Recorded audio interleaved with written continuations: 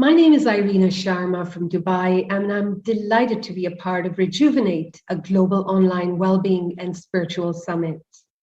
As a health and wellness cultivator and a consultant, I'm constantly meeting medical experts where I get to learn and share an integrative approach to elevate health and lifestyle. Today, I have the honor to converse with a man whom I describe as an encyclopedia on health. I met him around 15 years ago, and it was my gut that made the decision to work with him, study and learn, which gave me the opportunity to help in not only improving my health, but also helping others. All my life, like many, I believed in we are what we eat, but he truly made me understand we are what we digest. Our rejuvenating session today is about fasting, the key to good health. Over the years, I've practiced fasting as medicine and as my daily rhythm. The best way I can describe it is just the way silence around us helps in calming us. Fasting is the silence for our organs. It's also helped me further understand the importance of self-responsibility. I'm thrilled to introduce Professor Dr. Harald Stossier, founder of Viva Meyer, the Center for Modern Meyer Medicine in Austria. He's an electrical engineer, author of 12 books, and a policymaker in complementary medicine. In 1985, it was Dr. Stossier who headed the policymaking in the European Union to legalize and recognize complementary medicine. Dr. Harald Stossier has spoken on platforms amongst thought leaders, politicians who determine our headlines, policymakers who pretty much shape our future, and entertainers who sprinkle stardust on our mundane existence. He believes that significant conversations are the way to generate solutions, and Rejuvenate offers just that progressive and directional platform. This talk is an opportunity to listen, learn, get inspired, and take some meaningful information. Thank you all in joining me in welcoming Dr. Stossier from Austria. Hello to everybody, and a very warm welcome from Austria. And Irina, thank you for that introduction. It's not necessary to add one word. Thank you for that word. Well, I'd love to begin with one of your favorite quotes from Mahatma Gandhi ji that you often use around the world. Fasting are a part of my being. I can as well do without my eyes, for instance, as I can without fasts. What the eyes are for the outer world, fasts are for the inner. Dr. Stossier, what does fasting mean to you on a personal level and as a medical practitioner? Look, fasting is, I would say, one of the strongest tools on one side to keep us healthy. Mm-hmm. On the other side, also for me as a practitioner, medical practitioner, general practitioner, it is the important tool to treat people. So we have so many different diseases around the world, and fasting is like an operation without a knife. You can help people with total different diseases. You can clear the body, you can cleanse, you can eliminate so many toxins, and you can help people to get then, I would say, a way of a healthier eating habit and healthier life. But fasting, and that's the important, you haven't to think about fasting is only drinking liquids. No, fasting has also to improve our eating habit. So what we do is we teach people, we learn people, we instruct people how to eat in the right way. Mm-hmm. So fasting also means to eat in the right way, chewing the food in the best way, respecting the daily rhythm, to eat more in the morning and less in the evening, which I think is a problem in most countries of the world. To respect that rhythm is really important, because we know that from all the medical schools around the world, we have more capacity to digest food in the morning and less in the evening, but our social life is totally the opposite. So to respect that rhythm is really important. And in our days, modern science also has developed this as one of the most important things when we're talking about intermittent fasting, which is a really great field in the science now. we know that this is a helpful instrument for therapies and also for preventative aspects. But also, it is important to inform people about the food, the quality of food, what kind of food, in which matters is really important. But also, it's important to talk about liquid to drink in the right way. We all, especially in the Western world, we're always in a hurry and we drink not really enough good quality water. And also important to talk about the time to drink. It's not with food, it's always between meals. So these few aspects, I think, are more important than anything else. And for me, it's the basis of any additional medical therapy. So you always use fasting as medicine to treat different chronic diseases. And of course, people follow it mainly for weight loss. If we take an example of one of the most common diseases, diabetes, how does a doctor such as yourself treat the patient with fasting? And as you said, fasting is not the only thing, it's a holistic approach. Could you walk us through, Dr. Stossier, a disease like diabetes? How do you work with it? So first of all, many people think when they fast, the idea is to reduce their body weight. That's maybe right if somebody is overweight, but we have so many people having a normal body weight, but also have a disease, especially when you're talking now about diabetes. Of course, we know that type 2 diabetes is more a disease of elderly people. Elderly people have a tendency of being a bit overweight. And so, yes, that's right. But it's not a matter of weight. It's a matter of health. Yeah? And the eating habit is important for all of us. Mm-hmm. So now when you are talking about, or when we want to talk about diabetes, which is really a worldwide problem, I think, yes, it depends on our food intake, especially the carbohydrates, because the carbohydrates are more or less the energy, they bring the energy into the body. So we need these carbohydrates, but we also have, when we go back maybe 100, 200,000 years, we didn't have every day so many carbohydrates in our food. So what we do is we store the carbohydrates we don't need for the actual physical activity. We store them in our body as fat. And additionally to that, we have to metabolize these carbohydrates, and we need a hormone called insulin for that. But also we need a lot of other cofactors like minerals, vitamins, trace elements. So the strategy is on one side to train people to eat less carbohydrates, especially related to their physical activity. So if somebody is running every day for 10 kilometers, he would need more than another guy sitting only in the desk in the office. Mm-hmm. But additionally to that, yeah, it's also important to train people to eat the right carbohydrates. So we have industrial prepared carbohydrates, we have the pure sugar, we have the white flour food, which is made from the flour without any minerals, without the fibers. So it's pure carbohydrate, and that has also more side effects because we take all the minerals from our body to metabolize the sugar.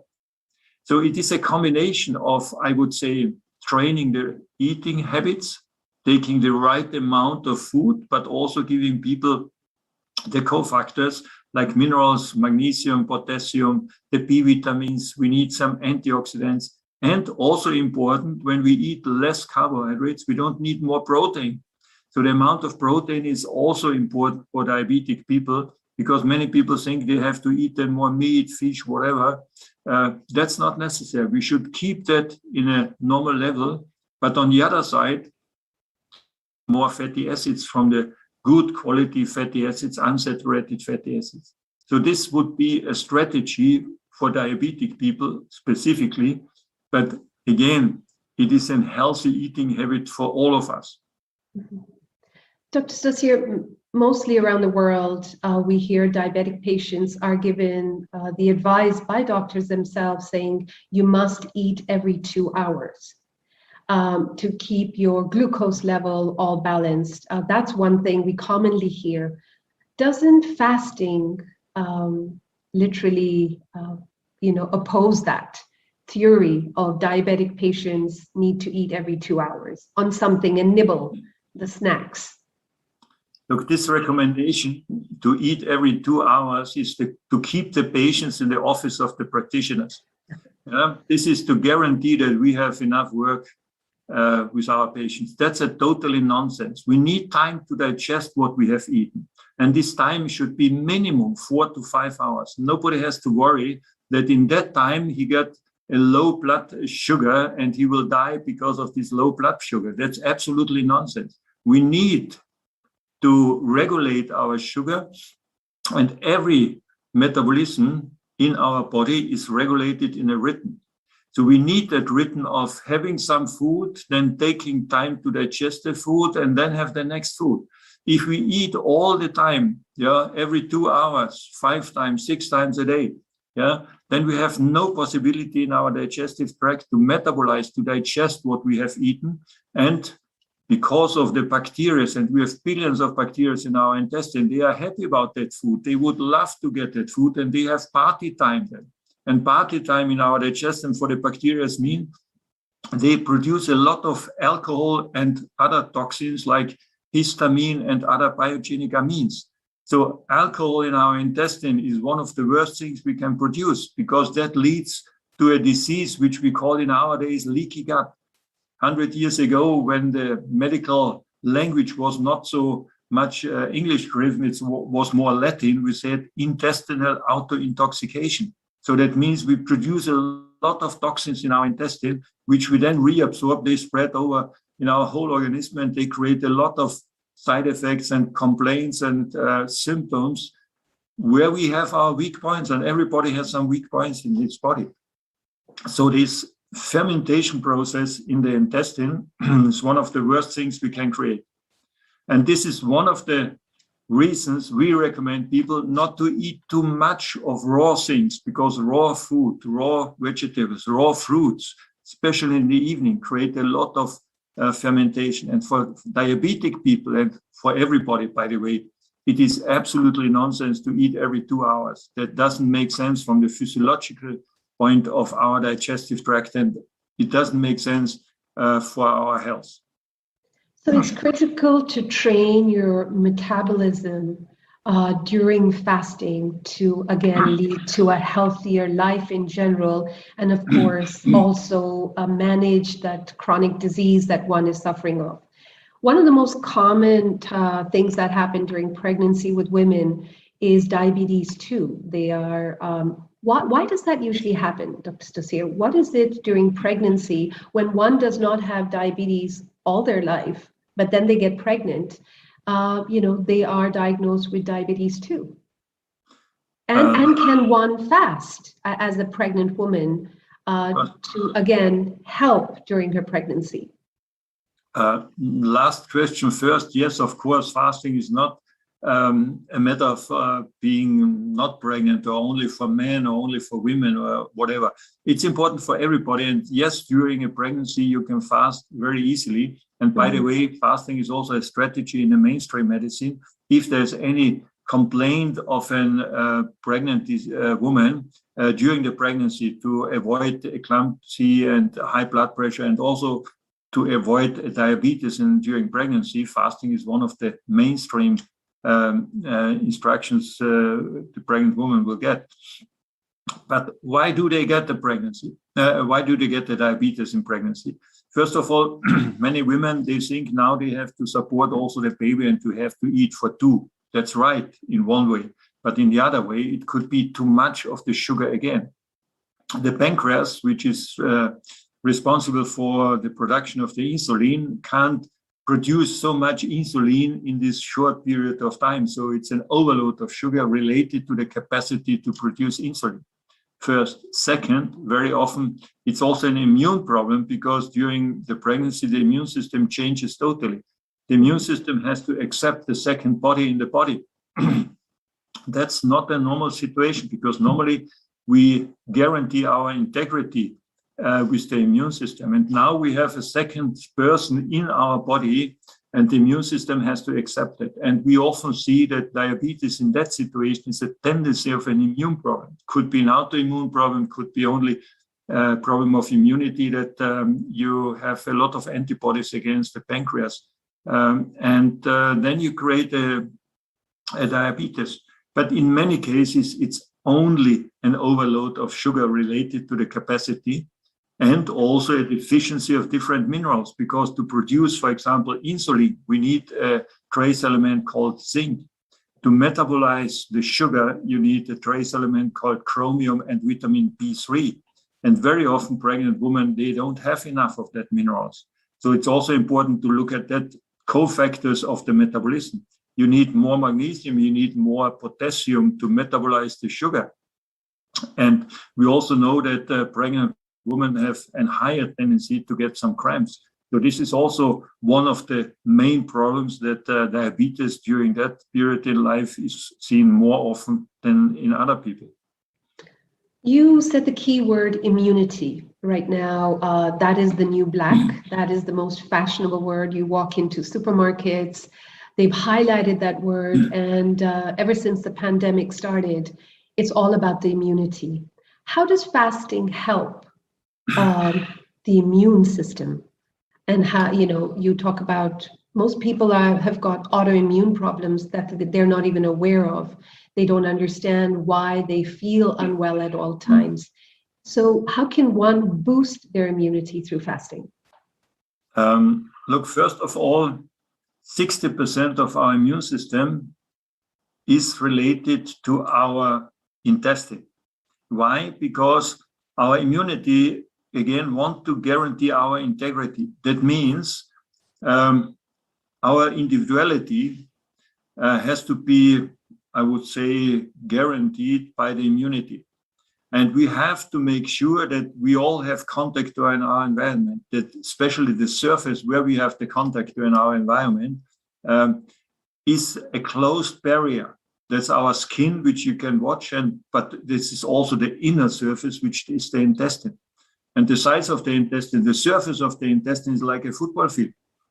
And the immune system has to guarantee that all the food which we eat, which is not our own structure, which is not in our metabolism, has to be metabolized totally before it can be reabsorbed. So the bacteria help us, we have a barrier in the intestine, and the immunity behind that barrier watches very carefully if that substance which we reabsorb is allowed to enter the body. So it makes sense to have the immunity in that part of the body. When we have been talking about fermentation right before, and when we have a fermentation, we create a so-called leaky gut. And leaky gut means there are holes in the intestine and substances can enter the body, and the immunity has to work against that substances. So in that case, the immunity may be get an overloaded, overboarded challenge from different substances, which we have to eliminate on the other way. Fasting helps us to improve that immunity, and fasting helps us to guarantee this barrier function of the intestine. And fasting trains also the immunity of not only of the intestine, but for sure mainly in the intestine. To close that barrier is also one of the most important reactions and functions of fasting, which allows us again to stop the invasion of toxins from the intestine, which we called intestinal autointoxication before. So that's an important issue. But on the other side also, when we have, and that's important, which we know since a couple of years, there's a strong relation between the intestine and the brain. When we have a leaky gut, we also have an open blood-brain barrier, and the inflammatory process of the intestine, they enter the brain, and we produce a lot of so-called inflammatory cytokines in the brain too, which gives us, again, an irritation of the brain, and the brain informs the rest of the body that we have an overload of different toxins. So yes, fasting helps us to improve our immunity in one of the best ways, because we find contact to more than 60% of the immunity very easily and in a very strong and very efficient way. When I was growing up, Dr. Stossier, fasting was always related to a cultural or a religious context. You know, it wasn't something that we understood that if we skip dinner on a daily basis, that's fasting, or if we have liquid for one day, that's fasting. So everything was under the context of religion. Nowadays, there are so many fasts out there, and I would love to break it down. In fact, I've written it down, and I have to read these because I couldn't remember. Of course, I read it on Dr. Google, and people that, yes, they're doing calorie restriction fast, juice fasting, macronutrient fast. There is a wedding fast, seasonal fasting, intermittent. Sorry, wedding fast means no weddings? I don't know. I didn't have time to really investigate on that, but it has made me curious to try and, go back and understand what is a wedding fast. Intermittent fasting, which you've mentioned, has so many different branches. It's got 5:2 fasting, time restricted fasting, overnight fasting, eat stop fasting, whole day fasting. So I think that's become so fashionable. Everyone wants to fast. They say they fast, but what is the right way to fast? So which is not non-medical. If I want to apply fasting just generally in my life to boost my health, to maintain my health, what is the best ways to do it? I understand, of course, you fast every Monday, no matter where we've traveled around the world. Monday is your liquid fast. I've seen you drink only herbal teas. And I think let's try and break it down for our viewers on ways to do it, the age group, and maybe, that may help them. Look, first, Irina, a little bit on a funny answer. If you ask Dr. Google for the first opinion, please ask Dr. Yahoo for the second opinion. We'll do that next time. But look, fasting, and you said intermittent fasting. Look, if we go back a few minutes before, we have been talking about rhythm. So we regulate everything in our body in a rhythm. And of course, we have very short rhythms. We have daily rhythms, weekly rhythms, monthly, yearly rhythms. And if you say intermittent fasting, you can choose one of these rhythms to help your body to improve health by fasting. So if you go in a daily rhythm, which is the most physiological way to look at the intestines, we have more capacity to digest food in the morning, less in the evening. So it makes absolutely sense to eat less in the evening. That allows us during the night to regenerate. Our organism can cleanse, can eliminate the toxins. And in the morning, when you go to the toilet, you see the result, hopefully once a day, what your intestine has done. So this is the physiological way. So it makes sense to eat less in the evening, which is also a kind of intermittent fasting. It doesn't make sense to eat a lot in the evening. It doesn't make sense to eat food in the evening, which needs a lot of energy to be digested. So nothing raw in the evening, not heavy digestible foods, not fried and so on. That's the main thing. And not too late in the evening. Because we also have a saying, the intestine goes to bed with the chicken, but it gets up with the chicken in the morning. So if you eat a lot in the evening, and this is what people very often say, they can't take breakfast. Why? Because they have eaten late in the evening. So the organism starts digesting the food early in the morning. And there's no hunger feeling of getting new food in the organism. If you do intermittent fasting in a 24-hour routine, and eat late in the evening, and you think you can then do fasting, that's against the routine, that's against the rhythm, and it's not so helpful then compared with eating less in the evening. So that's the daily routine. How you would call it, it's up to your PR agency you have asked for. So you can take all the names you have said, but it's always the same. Except the written, eat less in the evening, or if you do dinner canceling, it's also fine. Don't do breakfast canceling. Dinner canceling is what we need.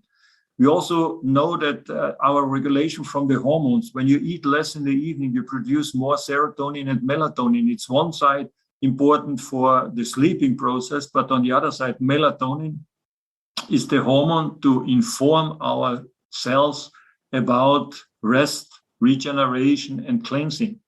And we also know that this intermittent fasting, and this is the Nobel Prize was awarded in 2016 to a group of Japanese researchers, and there have been a lot of Austrians also in that group. For this process, they have called it autophagia, and that means we have a genetic background of that process of cleansing, of detoxification, which happens in every single cell of the body. But it happens only if we eat less. It doesn't work when you eat a lot. And this is the reason intermittent fasting has become very popular. And they also say this 16-8, but the 16 hours of not eating shouldn't be during the day and you eat a lot in the evening. That doesn't make sense. Yeah. On a weekly basis, if you now go for a weekly rhythm, one day a week, you should rest. And you said, and that's absolutely true, we had these recommendations mainly from the religion. But remember, where this recommendation was given, the priest and the doctor have been more or less the same person. Yeah.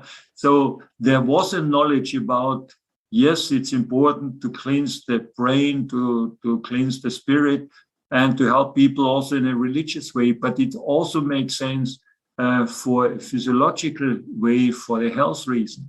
And if you look around the globe, you get this recommendation in different ways. Here in Europe, and the Catholic Church recommended the fasting in springtime. Why? Because during the winter, where we had more or less a lot of preserved food and not the fresh one, and before the fresh food was coming to cleanse the body, makes absolutely sense. Yeah, from the physiological way. Of course, it was also used as a spiritual cleansing, which is always, and that is what we see when we do fasting from a medical point of view. It's not only a physical cleanse, it's not a cleansing of toxins from the body, it's also a mental, spiritual cleansing. And it's also a possibility to look inside. You get a mirror in front of you, and you can look inside of your emotions, whatever. And we also can treat people with depression or mental disorders with fasting very successfully. So yes, this is also on a weekly basis, but also on a yearly basis. And it makes sense to use all of them in maybe different ways. I would recommend for every person once a year, a cleansing, a fasting, a process of detoxification. If you decide to do that once a week, perfect. Then you have 52 days a year where you offer the organism the possibility to cleanse. And we know if you do that, your life expectation is longer, better, your quality of life would be better. And we know also all these things now from medical research. From this work from the Nobel Prize, we know, but only from fly, we know that if you feed flies with less food and you do intermittent fasting, they live 50% longer. We know that also from different animal tribes, from monkeys, we know that from apes, we know that from worms. I don't know how they have fed worms with less food. Don't ask me that, but it works, yeah. It was not demonstrated on humans because you have to start very early. And the lifespan of humans is too long to know that. But in calculations, we see that we could become maybe 110, 120 years if we do that. Yeah. And if you ask elderly people about their secrets, they all will give you the more or less the same answer.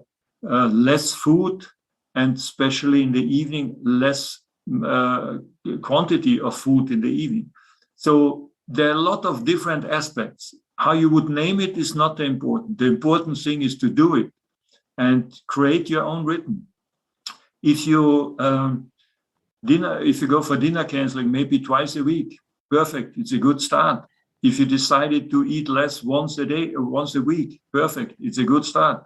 But then if you have any disease, and that's my recommendation, really important recommendation, if you have any disease, please ask one of your GPs, who is familiar with fasting as a medical strategy to help you with this disease.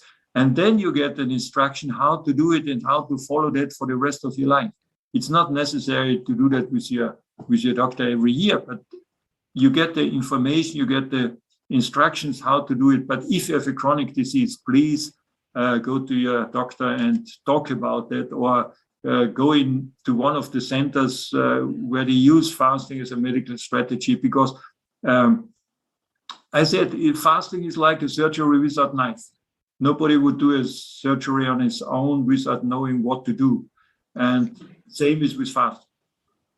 So intermittent fasting, which is the most common, which people have explored the most over the last 5 years, I would say. Yeah. There are sometimes doctors say that it would produce acidity in your body if you keep your stomach empty for long hours. What's your take on that, Dr. Stossier?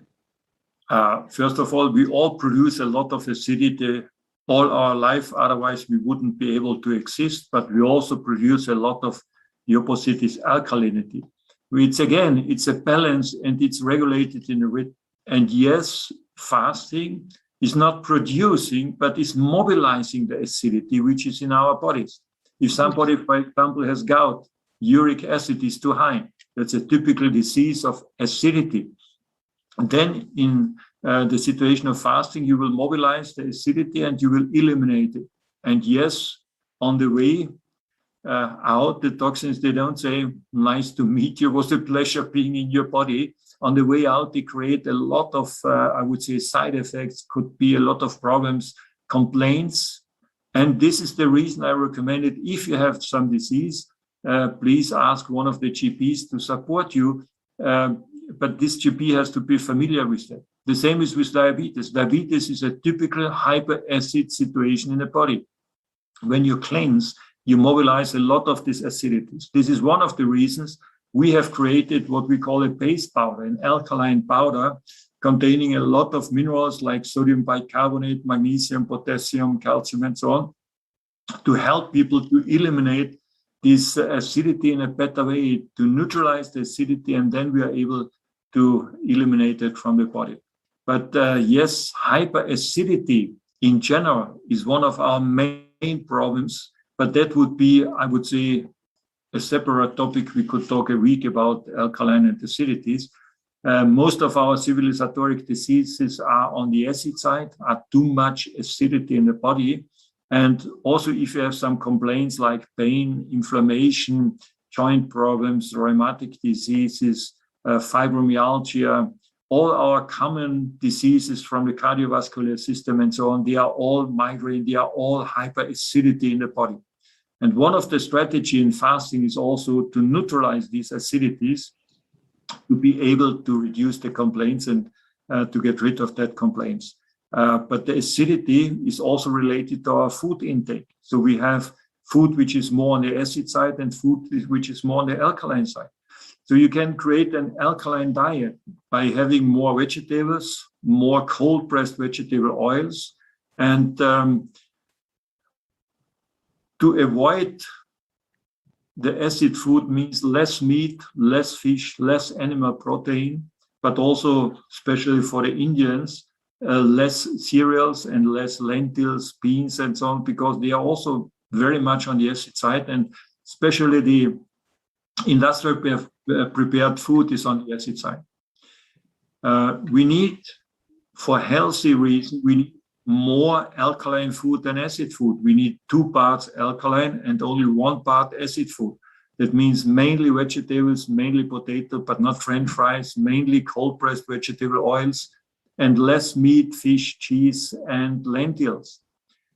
And also very important is our eating habit, because if you eat the best alkaline food, vegetables, at the wrong moment in the evening, in the wrong preparation, raw, then you will not be able to metabolize it and you create a lot of acidity in your body. That's the reason, and acidity is then given by fermentation into the body. And that's the reason I recommend people, for example, to have a glass of wine in the evening much better than a bowl of salad. Because hopefully you have a good quality of wine. That doesn't mean I recommend everybody to start drinking. Yeah? But compared with the quality of alcohol you produce in your body and you can drink a good glass of wine, I would prefer the glass of wine instead of the bowl of salad. So you always say, eat your wine, as wine is a food for the digestive system. So when we combine a glass of wine and food, how does it disturb our digestive system, Dr. Stossier? Or with coffee with food, or milk with food? Look, the background is we should not drink with our food because we need concentrated forms of our digestive juices when we eat our food. When you drink a lot of liquid, and now we are talking about water, with your food, you dilute your saliva, you dilute your digestive juices, and you reduce by that your capacity to digest food. So no liquid with food, that means no water, no herbal teas, no sprinkled water and so on with food. Alcohol, coffee, juices, milk doesn't count as liquid. It's a liquid food. In milk, you have protein, carbohydrates, fatty acids. In juices, you have a lot of carbohydrates. My special friends are the smoothies. Yes, I was going to get to that. It's coming up. I felt that. This is for sure the next. Yeah, but this is nonsense. Yeah, why would you have a juice? Why should you have a smoothie? Eat that kind of vegetables, food, and so on. Makes much more sense. So these are liquid foods. You have to digest them. So you have to eat that. That means you have to salivate to inform the body, to bring it into the body to be able to digest it. If you drink the juice, if you drink the milk, yeah, there's no information, there is no preparation for the food. Nobody knows, your intestine doesn't know how to digest it. But your bacteria are happy and you start again this process of fermentation. So it doesn't make sense. Of course, if you drink a liter of wine with your meal, it's too much, no question. Yeah, because it's not only too much alcohol, you also will dilute your saliva at that moment. So enjoy a glass of wine with an excellent food. That's not a problem. Yeah, but don't drink with your meals. Dr. Stossier, your favorite smoothies and juices. So one of the fasts, of course, that a lot of people are doing are juice fasts. Throughout the day, drink juices. What is the aftermath and the side effects, apart from fermentation, diseases that can occur with doing a regular juice fast? Before we are talking about juice fasting, what's a juice? What's a smoothie? A smoothie, a juice is a concentrated form of some vegetables or carbohydrate containing fruits. So if you look in the behind the advertisements, you say you can read on the labels there are 2 kilos of oranges in 1 liter of orange juice. Now try to eat 2 kilos of oranges. That's not possible. But if you look at the American movies, out of the fridge, look, and they have emptied the bottle very quickly. Not only that they have the juice, it's also cold. That's nonsense. On the other side, if you take the smoothies, you take a blender and you use a lot of vegetables and so try to eat that amount of vegetables which you put in the blender for the smoothie. And then second, the best blender is in your mouth. You have your teeth. Your teeth are not only to show them when you laugh to your friends, they are important to break the food and to increase the surface to be able to get in very close contact between food and saliva. That's important because on one side, the digestive process starts in the mouth. And on the second, we have been talking before, on the second, we give the information into the body, what kind of food, how to digest the food. We inform our brain very quickly from the mouth. From the stomach, it takes 30 minutes to inform the brain. And in these 30 minutes, when the smoothie is now in your stomach, this poor guy doesn't know what to do. And the stomach asks the brain, what kind of food, what should I do? What kind of digestive process I have to start? And in this conversation between brain and stomach, in the meanwhile, the bacteria from left and right, they're absolutely happy about that amount of carbohydrates. And please forget, one of the arguments is always, there are so many vitamins in. These vitamins, they don't help you because of fermentation. They will be damaged, destroyed in the process of fermentation very quickly. None of these vitamins is getting into our metabolism. Yeah? So it's absolutely nonsense. And what we see, what we can create, you have been talking about or asking for diseases. When we have a lot of fructose in our body and not able to metabolize that, this fructose stays in the intestine and will be complexed with an amino acid called tryptophan. And tryptophan is then necessary to produce serotonin and melatonin. So mood swings is one of the first complaints you can get because of that. And very often you also feed some parasites. And you have parasite infections. They like that carbohydrates, especially when there's a lot of fructose. And the second is you also can get a fungus infection from Candida albicans, for example, which is also a process of increased fermentation. So you produce a lot of toxins again, you get allergies, food intolerances, but also for me, one of the most important is this mood swings and sleeping problems because of the complexation of tryptophan. So for me, it's absolutely nonsense. If you want to have the vegetables, please eat the vegetables. But this is the result of our society to go. Everybody is in a hurry. Nobody pays respect to the food. Nobody pays respect to the people who have prepared the food, and nobody eats this food really as we should do that. And we should celebrate our food intake and not on the road, on the way to and in between, without concentration, without paying respect to the nature and to whatever. But for the most important, it's also respect to ourselves. We are worth to be nutrified and nourished in the best way, and we don't do that on the road. Dr. Stossier, we've gone through the benefits of fasting. Are there any warnings that you would give if someone is fasting for the first time, or tips that if one wants to begin and apply fasting, be it on their daily or weekly routine, what are the do's and don'ts, the best way I could put it, for fasting?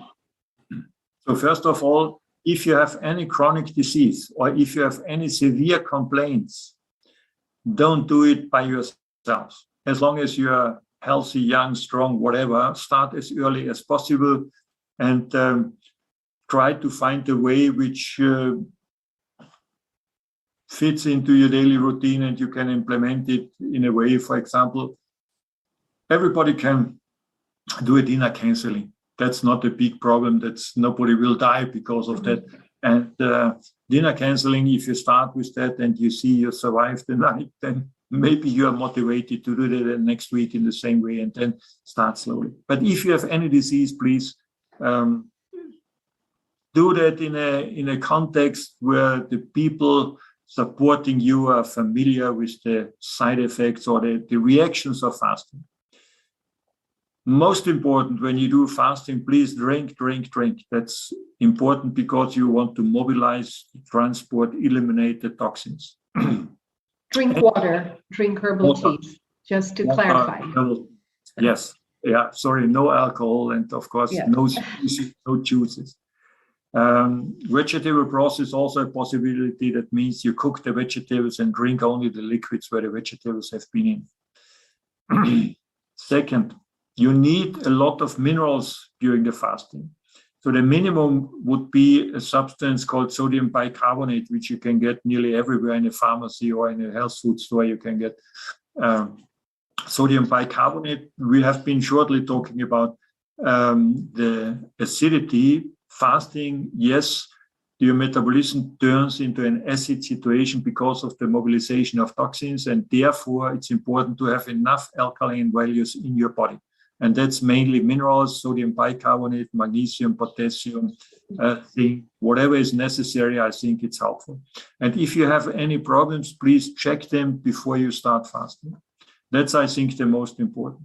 But I think you should start. That's the simplest thing.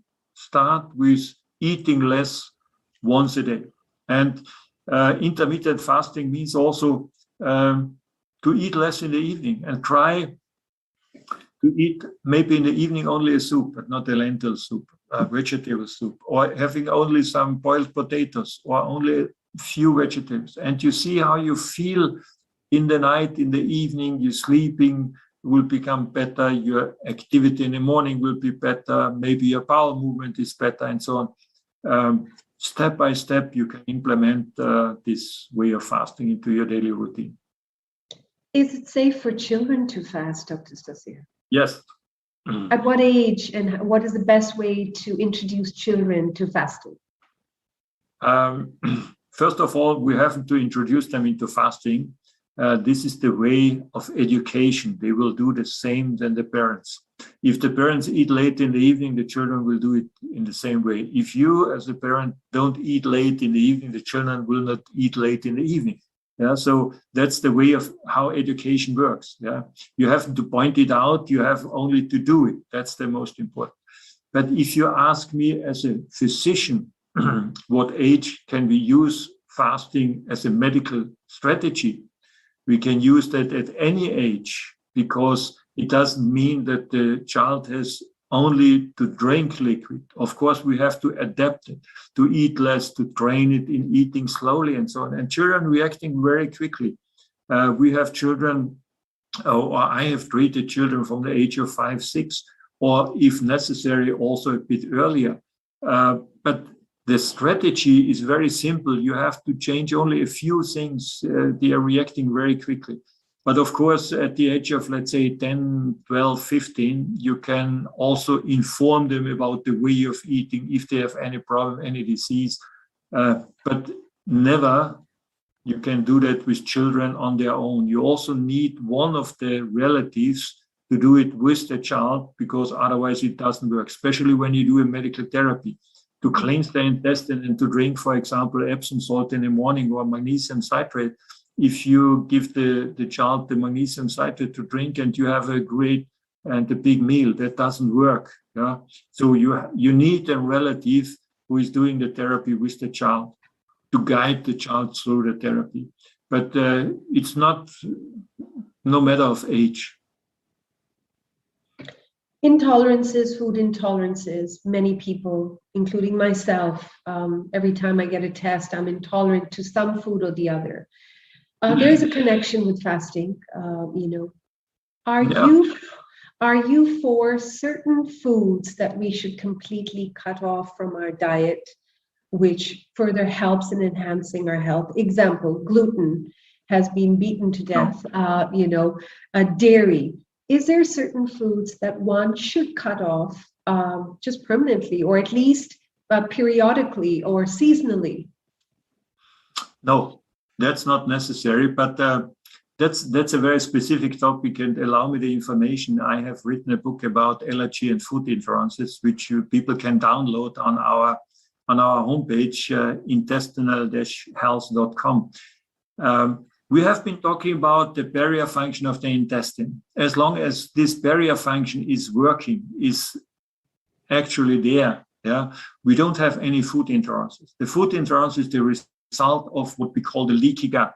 And the leaky gut is the result of our eating habit and so on. So we have seen a lot more food intolerances than the last couple of years. This is the price we have to pay because of our eating habit, because of our food, the quality of food, because of the increased poisoning with different things. Yeah. And yes, in that situation, if somebody is intolerant, he has to avoid the food for a certain amount of time. Now it depends how we are able to re-establish this barrier function of the intestine. Yeah. And that could take, I would say, half a year, or sometimes we have patients, we say we need a plan for the next 4 or 5 years to establish a healthy situation. But then very often you can have the food again. Totally different is a situation with the lactose, milk, sugar in the milk. because that's an enzyme weakness, and physiologically we have less activity to metabolize and to digest that lactose when we get older. And sorry to say, that happens to all of us. Statistically, 50% of adult people are lactose intolerant, depending also on geographical situation and genetic situation, whatever, but statistically, yeah. So for adult people, it doesn't make sense to eat so much milk and yogurt. But the other things are more or less man-made and related to our intestinal situation. And when we treat the intestine, in many cases, we can re-establish this barrier function and people are able to eat that food again. So it's not necessary to cut off totally gluten or casein or whatever. But yes, because of the industrial preparation, yeah, especially gluten and casein are the main problems, because casein concentration has increased so much in the last 20, 30 years, and the amount of casein people are eating has increased very much.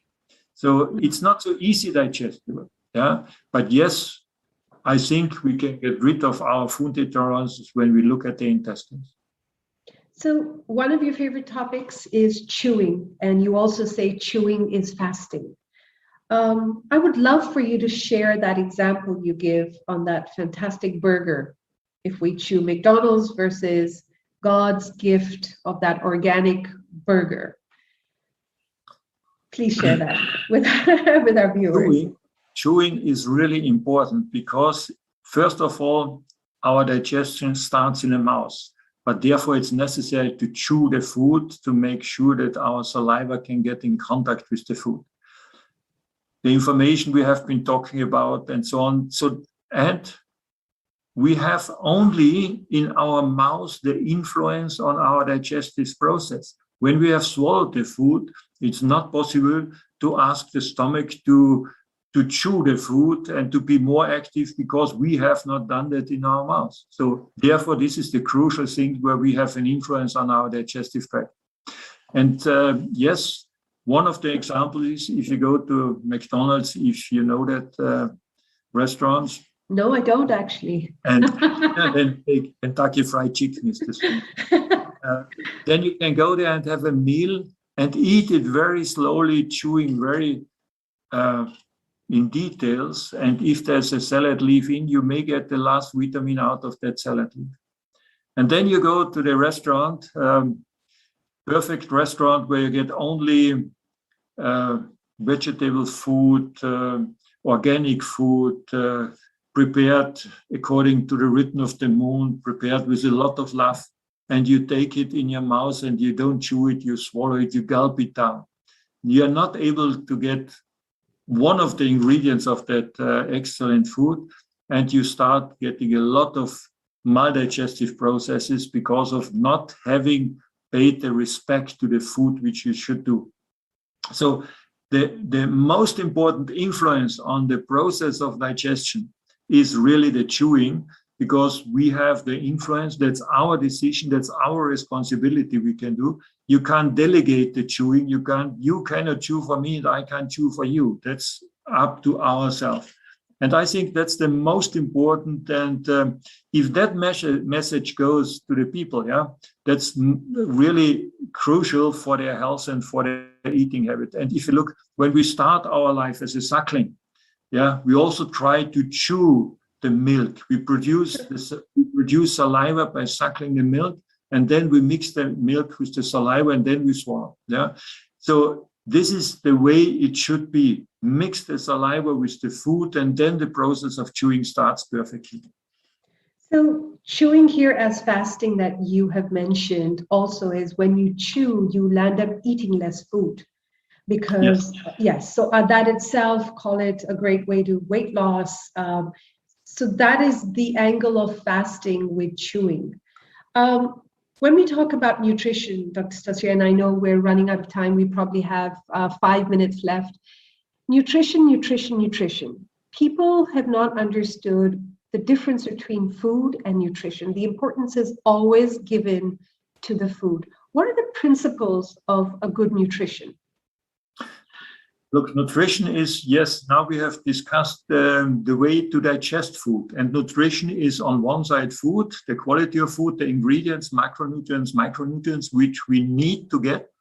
But on the other side, people always think that's the only way of nutrition. Yeah, it's not the salad leaf which gives us the energy. It's not the piece of meat which gives us the energy. It's not the cereal which gives us all the minerals. It's what we get from them by our digestive tract. So we have to extract the ingredients of all the nutrients with our digestive capacity. And that's nutrition. Nutrition is the result of food and digestion.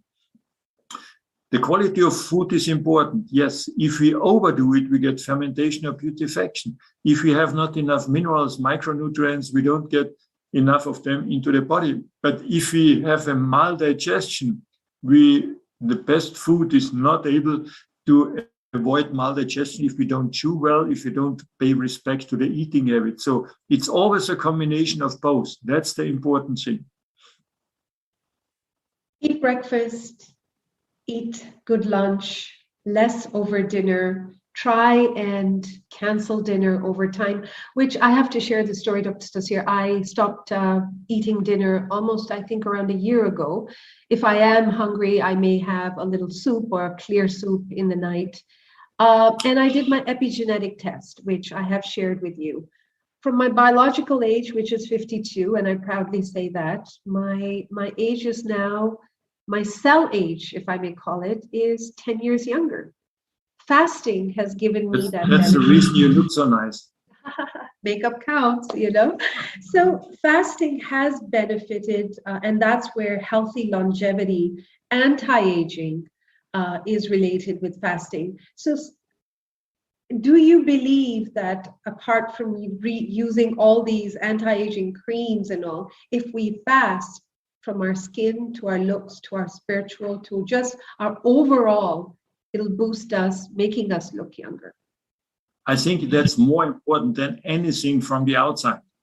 Fasting helps us to stay healthy, to keep our metabolism healthy, to keep, as you said, your cell age healthy. And I told you, and we discussed it, intermittent fasting is also one of the strongest tools to extend our life expectation. Yeah. So yes, of course, when we cleanse, which we do every day, when we cleanse, when we regenerate, yes, we stay healthier, we keep healthier, and all our cells, our metabolism will be much more efficient. And that means also we have less aging processes. And to reduce that and to age slowly, it's not an anti-aging because we get older, yes, but we reduce that process of aging very effectively by fasting. So before we conclude this fantastic session, you know, I never get, there's always something I learned from you. Even after 15 years, I'm always making notes on the side. So Dr. Stossier, thank you so much for your time. You know, we're going to let you go now, unfortunately. I wish I had more time with you to discuss so much more and look forward to having more discussions. I want to thank Rejuvenate for this fantastic platform that they've created to help us all improve our health. And we thank you very much, Dr. Stossier, for your time. Thank you to you. It was a pleasure for me too. And hopefully we had some inspiring discussions for our listeners. Absolutely. And I wish you all the best, healthy day and healthy life. Have a great day. Thank you, Dr. Stossier. Thank you. Bye. Bye-bye. Friends, when I heard about the Positivity Project, it truly resonated with me, and especially in these current circumstances. And I was very keen to come on board and see what I could do